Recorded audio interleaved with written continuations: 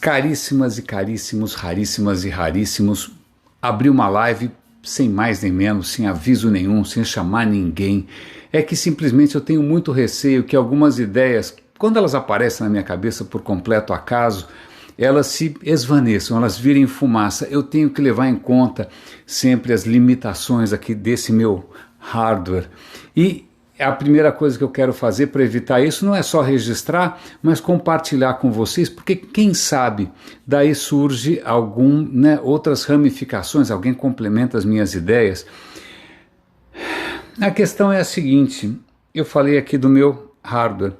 Se a gente parar para pensar, se a gente voltar no tempo, volta aí uns 10 mil anos, eu acho que o hardware era mais ou menos o mesmo. De lá para cá, o corpício aqui, o cérebro, os nossos sentidos não mudaram tanto assim. Se a gente conseguisse trazer numa máquina do tempo algum ancestral nosso, criança ainda, e colocasse ele numa escola, ele provavelmente aprenderia tão bem quanto a gente aprendeu.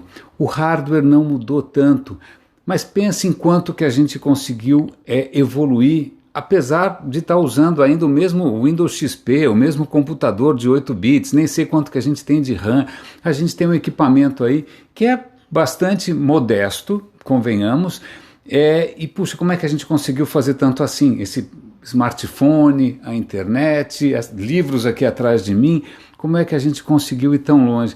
Mas eu fico pensando, quando eu faço um pouco de, sei lá, eu não digo descaso, mas quando eu sou um pouquinho menos festivo com relação ao nosso próprio hardware, é porque eu tenho que reconhecer que outras criaturas, por exemplo, um cão ele vive imerso num universo de perfumes que a gente nem consegue imaginar, porque ele tem uma capacidade olfativa completamente longe da nossa imaginação. O que ele ouve, então? Ele vive ouvindo sons que a gente não imagina. Você tem camarões que, ao invés de ter 3 cones para perceber as cores, ele tem o dobro, o triplo, 4 vezes mais. Como é que é um mundo para uma criatura que enxerga cores que a gente não enxerga? Passarinhos, abelhas, conseguem enxergar ultravioleta. Morcegos vivem num mundo tridimensional que eles constroem com som, golfinhos também. Então, bom, não somos a última bolacha do pacote, não somos os reis da cocada preta.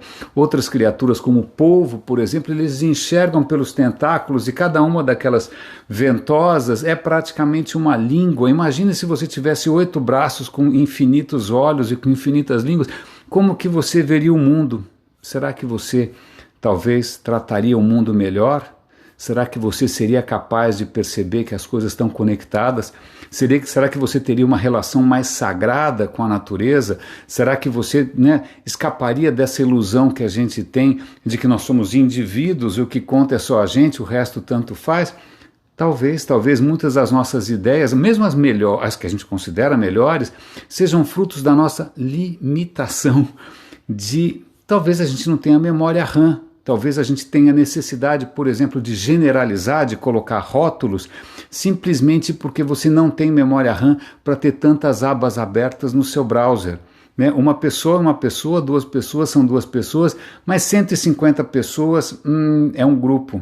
1000 pessoas, nem sei o que é isso, é uma turba. 1 milhão de pessoas é outra etnia, outra cor de pele é outra raça.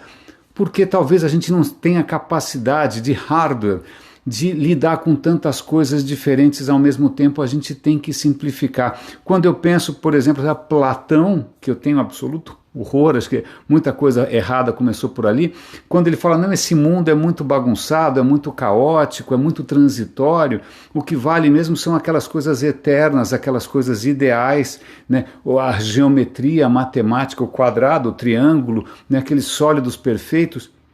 Na verdade, acho que a ideia da gente conceber que existe alguma coisa como um quadrado é só um artifício para a gente consumir menos memória RAM.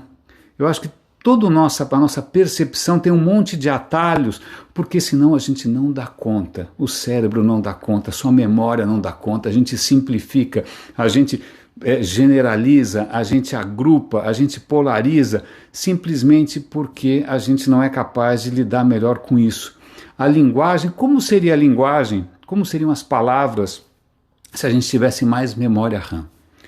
Como seria eu não sei, a nossa visão de mundo, se por acaso a gente durasse mais, se a gente vivesse 300 anos, ou se a gente percebesse o tempo mais acelerado, ou se a gente tivesse um olho na nuca, né? Como seria a nossa concepção de tudo, da natureza, da física, da ciência. A ciência é uma coisa extremamente interessante, porque para entender o universo, a gente tem que inventar não só instrumentos, né, telescópios, sensores, microfones, para ir além das limitações dos nossos sentidos, como a gente vai além, talvez, do que seja a primeira fronteira, que é a nossa individualidade. A ciência não é feita por um maluco que tem alguma tese completamente marginal, de terra plana ou de cloroquina, mas a ciência é feita colaborativamente. A ciência é feita quando você submete, né, a outras pessoas, a outros pares, as suas ideias, para que eles também experimentem e eventualmente validem e construam, e através do conhecimento e disso que está atrás de mim aqui, livros, né, da internet, a gente consiga ir construindo alguma coisa juntos, coletivamente. A gente foi, ao longo, né, de milhares de gerações aí, construindo maneiras da gente superar as limitações profundas da percepção humana, da consciência humana, da memória humana, do sentimento humano. Até que ponto vai a sua empatia? Você realmente consegue amar 7 bilhões de pessoas como se fossem os próximos? Tem aqui algum livro aqui na prateleira do Robin Dunbar que fala, não, você consegue realmente, né, se relacionar de uma maneira mais intensa com umas 5 pessoas, aí um pouquinho menos intensa com umas 15, aí mais ou menos umas 50, aí o limite máximo é 150. A partir disso, você não dá conta, porque a sua cabeça não consegue manter tantas histórias ao mesmo tempo. É uma limitação. E como é que a gente saiu de tribos de 150 pessoas? Como é que a gente conseguiu construir corporações, cidades, nações? Porque a gente criou artifícios para incorporar as diferenças e para ir além das nossas próprias limitações. Eu estou contando tudo isso porque a gente esquece, a gente não percebe as próprias limitações, a gente não percebe que a nossa visão tem pontos cegos. Eu mesmo não percebo as coisas que meu ouvido de 56 anos já não escutam mais. A gente não percebe, a gente se contenta com aquilo que a gente está percebendo, como se essa nossa pequena bolha ela fosse tudo. Mas não, há infinitas perspectivas, há infinitos pontos de vista, há outros sentidos, há outras maneiras de ver o universo, seja com ondas gravitacionais, ultravioleta, infravermelho, o que seja, né? Numa perspectiva que vai muito além da minha própria vida, quantos anos eu tenho mais, não sei. Mas a questão é que de alguma maneira é muito difícil para a gente sair dessa armadilha, dessa falsa percepção, dessa ilusão de que a gente se basta, de que a nossa certeza abrange tudo, que a gente está dando conta de todas as coisas, que a gente não precisa ouvir mais ninguém, que você consegue dar pitaco sobre absolutamente qualquer coisa. Curiosamente, talvez uma maneira de sair disso seja isso que está aqui atrás de mim, livros. Porque quando eu leio um livro, seja um livro de poesia, por exemplo, eu vou perceber, uau, esse cara enxerga coisas que eu não enxergo. Ele sente coisas que eu não sinto, ele imagina coisas que eu jamais imaginaria. E lendo, você entra dentro de uma cabeça que não é a sua. Quando você lê uma história, um romance em que tem vários personagens, cada um com a sua perspectiva, você consegue, né, através da leitura, dessa imersão, você consegue de alguma maneira expandir as suas perspectivas e perceber que você sozinho é um ponto de vista só. Meus caros, eu sei que tem aí os transhumanistas querendo transformar o nosso hardware, mas eu nem sei se eles estão querendo transformar da melhor maneira, não sei se é aumentar a CPU, aumentar a memória RAM, ou fazer com que a gente viva para sempre. É o segredo, talvez o segredo fosse o coração, talvez o segredo fosse, não sei, o toque, talvez o segredo fosse nós termos 8 braços que percebem tudo como um polvo, eu não tenho certeza, mas a maior vacina contra as limitações com as quais a gente luta há tanto tempo, há milhares de anos, é justamente isso que está atrás de mim.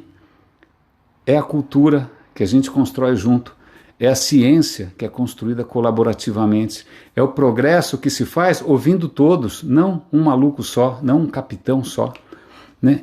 Como é que a gente resgata isso? Porque, curiosamente, essas plataformas aqui, o digital, que deveriam servir praticamente aí como um novo iluminismo, elas estão trancando a gente nessas telinhas minúsculas. O nosso universo diminuiu.